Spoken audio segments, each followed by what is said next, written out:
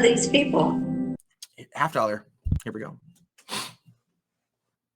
I found a $50 in a dresser drawer, and I spent the time I would have spent just staring at the floor, staring down at JFK, trying to imagine the immoral sort of irony that makes a nation feign commemoration of a man that it had murdered by the CIA. Trying to envision us if we possessed the health care he had talked about in '58.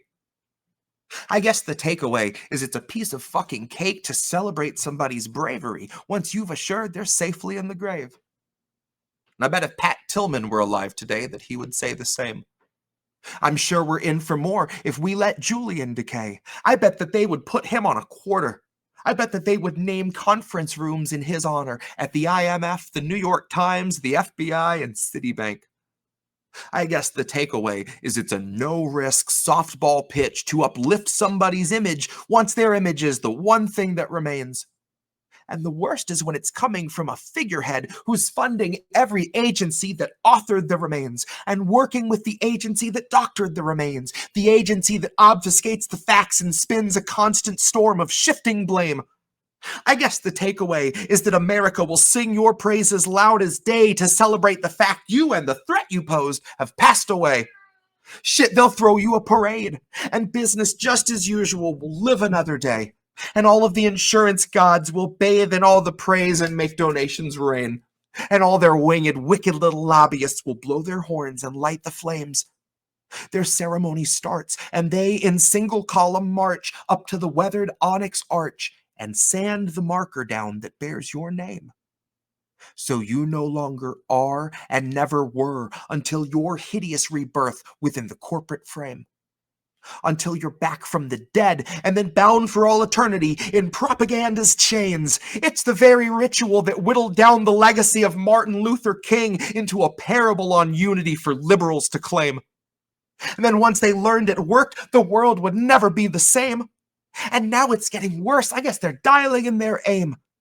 History is a straight line, but so's a moving train, which is heavily dependent on our infrastructure grade. We are building back better in a nation built on slaves, so you can guess the ultimate direction that our pathway to the future paves. They don't want you living, or they'd offer you a living wage. They don't want you feeding any homeless. It's just best to leave them freezing in the alleyway. They don't want you speaking words of hope unto the hopeless, or they'll do you up like JFK.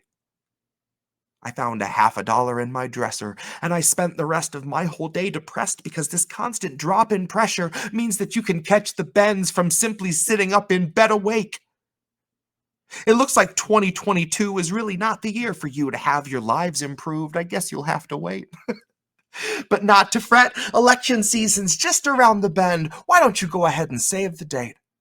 So you can throw yourself before the magistrate and beg to have your family saved. You don't know the people you elect to lead you more than what their ad portrays. You can't tell their offerings of saccharin and arsenic from ordinary aspartame. And you can't really comprehend the kind of greed this country feeds upon until you're Jackie-O, wearing close to half a brain. And probably the half that would have seen us passing M4A. All to keep the pieces in their places in this never-ending profit game. All to weave a tapestry of ampersands. Each allows a claim adjuster room to just dismiss you with a callous hand like fuck you and your meds. Fuck you for requesting a procedure that you need so you can stand. Fuck you and your family and your poor demands.